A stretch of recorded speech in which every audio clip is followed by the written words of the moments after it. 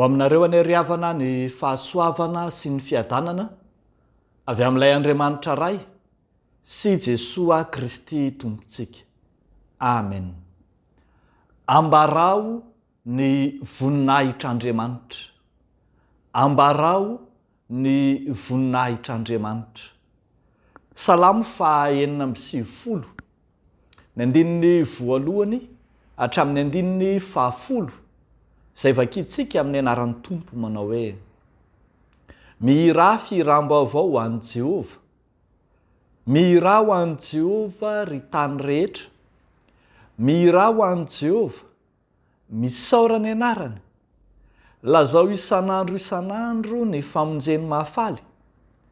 Ambara ho any amin'ny jentilisa ny voninahiny, ary any amin'ny firenena rehetra ny fahagagana ataony. Fa lehibe Jehova ka miendrika hoderaina indrindra, sady mahatahotra fa ambony ny Andriamanitra rehetra. Fa ny Andriamanitry ny firenena dia tsinotsinona, fa Jehova no nanao ny lanitra. Fa mirapiratana sy voninahitra no eo anatrehany, hery sy fahatsaratarehany eo amin'ny fitoerany masina.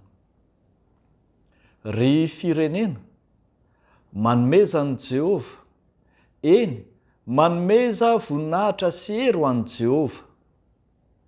Manomeza ny Jehova ny voninahitry ny anarany, mitondra fanatitra ka mankanesa eo akianjany.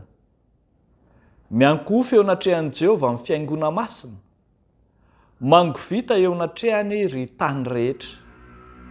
Lazao any amin'ny jentilisa fa Jehova ny mpanjaka, ary izao rehetra izao voaorina ka tsy hetsika, hitsara ny olona amin'ny fahamarinana izy. Ray masino, manamasinanay amin'ny fahamarinana, ny teninao no fahamarinana. Amen. Ambarao ny voninahitr'Andriamanitra. Salamo izay ahatsiarovana ny nahavitany ny tempoly, ny tranon'Andriamanitra, ary ambaran'ny mpandinika aza fa salamo izay nohiraina tamin'ny fotoana nitokanana ny tempolin'Andriamanitra, izao salamo izao. Mifamatotra amin'ny salamo 5:9. Ity 9:9 ity izay miantso ny tany sy ny lanitra mba hanandratra ny voninahitr'Andriamanitra.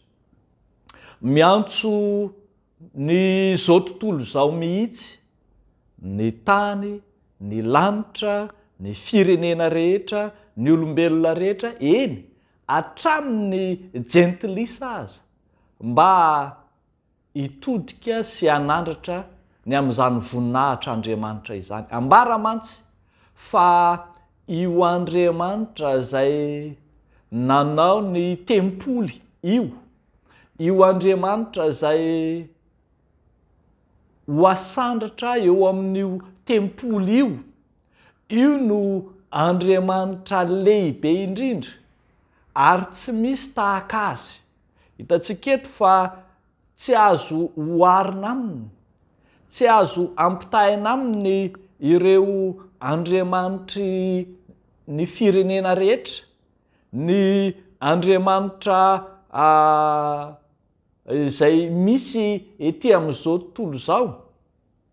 Tsy misy azo ampitahina aminy fa Andriamanitra ambony ny Andriamanitra rehetra izy. Arak'izany dia fiantsoana goavana no iantsoana izao tontolo izao, na ny tany rehetra, na ny olona rehetra, na ny firenena rehetra, mba samy hanome voninahitra an'io Andriamanitra io. Dia ampiasaina eto avokoa ireo voambolana maneho izany fanandratana an'Andriamanitra any. Mihira firam-baovao, mihira ho an'i Jehova, misaora ny anarany, lazao isan'andro ny famonjeny mahafaly.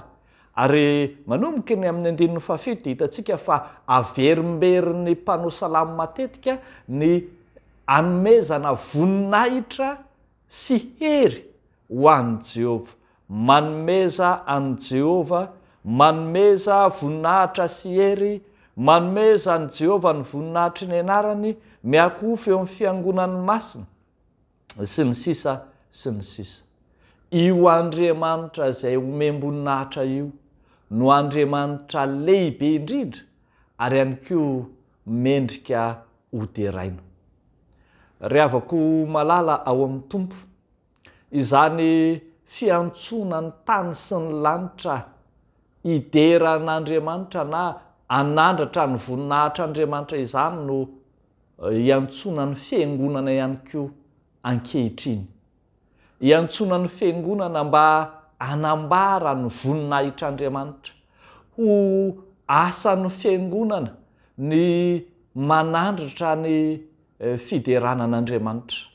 Zany no mahatonga ny fiangonana tsy miafiafy mihitsy, tsy menamenatra ary tsy matahotra manandratra fiderana amin'ny manandratra ny voninahitr'Andriamanitra amin'ny alalan'ny hira fiderana samy hafa, amin'ny alalan'ny fanomezam-boninahitra samy hafa, eny amin'ny alalan'ny endrika maro samy hafa izay anandratana ny anaran'Andriamanitra. Tsarovy ary avako malala, ilay voninahitr'Andriamanitra izay niseho tao amin'ny tempoly rehefa niantso an'i Isaia mpaminany izy, dia indro feno voninahitr'Andriamanitra ny trano. Io voninahitr'Andriamanitra io ihany koa no efa namirapiratra teny amin'ny Kristy raha niova tarehy tao amin'ny teny an-tendrombohitra izy. Ary mbola io voninahitr'Andriamanitra io no nomba ny apôstôly sy ireo martyra ary izay mpanara-diny Tompo rehetra ka mampahomby ny asany, ahazahoantsika izay fanitarana ny filazantsara maneran-tany. Tena efa fitoriana filazantsara lehibe ny fanandratana ny voninahitr'Andriamanitra, tahaka izay hita taratra teny amin'ny apôstôly, tahaka izay hita taratra teny amin'ny Stefana martyra kristiana voalohany, dia namirapirata ny voninahitr'Andriamanitra koa izy. Ho hita taratra eo amin'ny fiainany mino, amin'ny fiainana andavanandro mino mihitsy anery havana izany voninahitr'Andriamanitra izany. Aoka isika tsy alahelo, tsy hanana tavana tarehy maloka lava na manjonitra lava na malahelo lava na sanatria koa aza tezi-dava, fa aoka ho hita taratra eny amintsika ny voninahitr'Andriamanitra. Ho hita n'izao rehetra izao, ho tonga hatrany amin'ny firenena, anakeny ny jentilisa fa hafa ny kristianina satria manan'Andriamanitra ilay ambony Andriamanitra rehetra izy. Dia ho an'Andriamanitra irerianany ny voninahitra. Amen. Hivavaka isika. Andriamanitra misaotra sy mideranao izay raha afaka nandre izany teninao izany indray, teny izay mampifantoka anay hanome voninahitra anao Andriamanitra. Ianao ilay Tompo ny finoanay, ianao ilay tsy misy tahaka azy. Vavaka izay Tompo amin'ity andro anio ity, ho an'ireo rehetra izay nangataka manokana teo anatrehanao, ireo izay miady sarotra, misy miady amanaina, miady amin'ny fahafatesana ao anatin'ny aretina mafy sarotra asitranina, dia mivavaka ho azy ireny izahay, indrindra Tompo ireo nitaraina teo anatrehanao. Andriamanitra tompony aina ianao, hatanteraka ny sitraponao aminy, fa ny zavatra rehetra miara-miasa asoa izay tianao. Vavaka ihany koa izahay ho an'ireo rehetra nangataka asa, ireo mitady entretien, ireo rehetra izay very asa, ireo rehetra mangetaentany mba hanana stabilité eo amin'ny fiainany, izay soa vanginao izy ireny ka hamoha varavarana ho azy ireny ianao satria hainao ny zavatra rehetra. dia amin'ny anaran'i Jesosy no anaovanay izany vavaka izany misaotra Tompo. Amen.